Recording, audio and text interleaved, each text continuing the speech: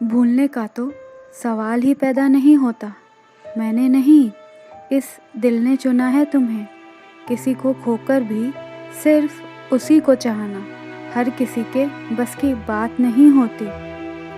Hello दोस्तों, हमने चौथे भाग में देखा था रोशनी और संदीप के किस्मत के रास्ते अलग होते नजर आ रहे थे। रोशनी के भाई ने रोशनी की शादी कहीं और ही तय कर दी थी और रोशनी पर काफ़ी जुल्म भी हो रहे थे।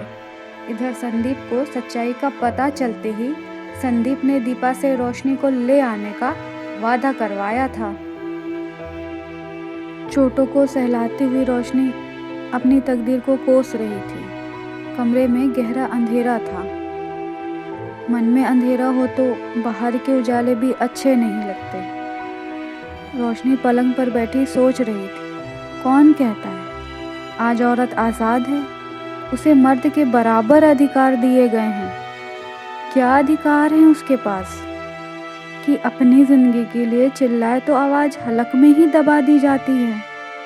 औरत कमज़ोर है और कमज़ोर ही रहेगी। मर्द उसका भाई है, पति है या बाप है।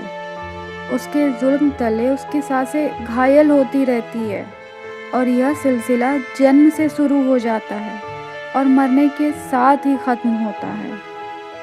कैसे नसीब है यह औरत के जो मर्द को जन्म देती है। बाद में वही मर्द औरत को कंट्रोल करता है, हुक्म झाड़ता है। यहाँ तो सृष्टि को जनने वाली को ही सृष्टि का कातिल बना दिया। कभी मैंने नहीं सोचा था एक ही वजूद में मेरे इतने टुकड़े होंगे कि मेरे पास मेरा अपना कुछ नहीं रह जाएगा। इतना जुल्म मत करो, मुझे मेरा प्यार लौटा दो।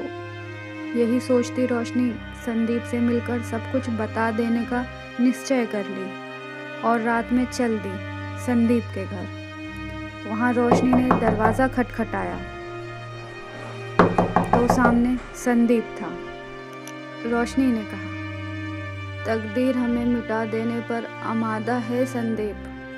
संदीप ने रोशनी की तरफ देखा। इस समय वही आंखें आंसुओं से लबालब भरी थी। जिन आंखों में उदासी की एक झलक भी देखना संदीप को गवारा नहीं था।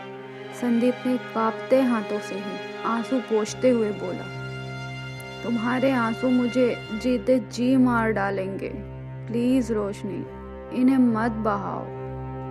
रोशनी ने कहा, अब तो ये आंसू उम्र भर बहेंगे संदीप। संदीप ने कहा, क्या हालत बना ली है तुमने अपनी। मैं जानता हूँ इन जालिमों ने बहुत पीटा भी है तुम्हें। रोशनी ने कहा, जिस्म पर मार का दर्द उतना नहीं है जितना दिल टूटने का है। जिस्म पर लगी चोट का एहसास तो एक न एक दिन जाता ही रहेगा, लेकिन आत्मा पर लगी चोट उम्र भर चैन लेने नहीं देगी। आप ये शहर छोड़कर चले जाओ संदीप। संदीप ने कहा, ये तुम क्या कह रही हो रोशनी? रोशनी ने कहा, हाँ संदीप, मुझे आपकी जान अपनी जान से भी ज़्यादा प्यारी है। संदीप ने कहा, मुझे जीते जी मार रही हो। रोशनी ने कहा, आपका दुख मैं समझती हूँ, लेकिन अब इसके सिवा कोई दूसरा चारा भी नहीं है। मैं आपसे कहूँ कि रात के अंधेरे में मुझे कहीं दूर ले चलिए तो इसके लिए भी आपका दिल इजाज़त नहीं देगा। मैं जानती हूँ तकदीर ने हमारे रास्ते बदल दिए हैं। हम ज़्यादा देर तक एक दूसरे का हाथ थामे नहीं रह सकेंगे। हाँ, आप अगर आत्मा को दबा सकते हैं और पीछे लोग क्या कहेंगे इसे भूल सकते हैं तो मैं तैयार हूँ। इसी पल आप जिस कोने में चाहे ले जा सकते हैं। मैंने आपको भगवान का दर्जा दिया है। मैं आप पर आंख बंद करके भी विश्वास कर सकती हूँ। रोशनी जवाब पूछ ही रही थी कि इतने में रोशनी का सौतेला भाई कुछ गुंडों के साथ आकर संदीप की बहुत पिटाई की। रोशनी तड़प कर रह गई और रोशनी की कसम ने संदीप को शहर छोड़ने पर मजबूर कर दिया। रोशनी हार गई थी और सोच रही थी, कैसे बदल जाते हैं चेहरे, कैसे बदल जाते हैं मन। मुझे बेचने वाले ये वही चेहरे हैं जो मासूमियत का कत्ल करते हैं और उसे जिल्लत भरी जिंदगी जीने देते हैं। लेकिन रोशनी कह नहीं पाई। मुर्दे चीख भी कहाँ पाते हैं। रोशनी की शादी हो चुकी थी और आज सुहाग रात थी। लेकिन क्या दिलबर बिछड़ जाए तो दिल ही नहीं, जिस्म भी पत्थर का हो जाता है। यही हाल रोशनी का भी था। रोशनी की सहेली दीपा आई। रोशनी ने दीपा से कहा, तुम बहुत चाहती हो ना मुझे, तो फिर मेरा एक काम कर दो प्लीज़, कहीं से संदीप को ला दो। आज मरने का बहुत जी चाहता है, लेकिन उनके बगैर मर भी तो नहीं सकती। मैंने वादा किया है ना उनसे, जीवन की अंतिम हिचकी उनकी ही बाहों में दम तोड़ेगी। दीपा ने कहा, ये क्या कह रही हो तुम? रोशनी ने दीपा से कहा, डर रही हो ना, आज कुछ करना बैठूं? अरे पगली, जहरी खाना होता तो उसी रात ना खा लेती, जिस रात मुझे मेरे प्यार की बाहों से खींचकर जुदाई की जलती भट्टी में झोंक दिया था। दीपा ने कहा, रोशनी, तुम रोने की बजाय हंस रही हो। इस बर्बादी पर हंसने के लिए तो सचमुच बहुत बड़ा दिल चाहिए। रोशनी बोली, तुम सचमुच बहुत भोली हो दीपा।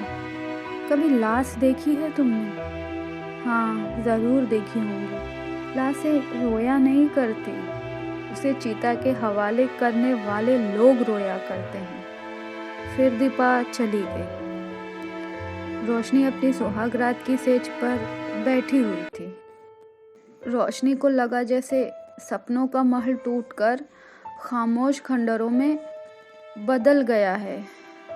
सुहाग की सेज के साथ सभी कमरे सजे हुए थे।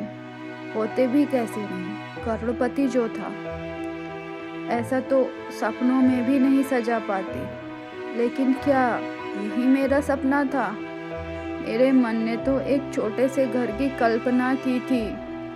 घर के 2 ही कमरे होंगे जिसमें मैं अपने संदीप के साथ रहा करूंगी और हमारे प्यार की 2 ही निशानियां होंगी।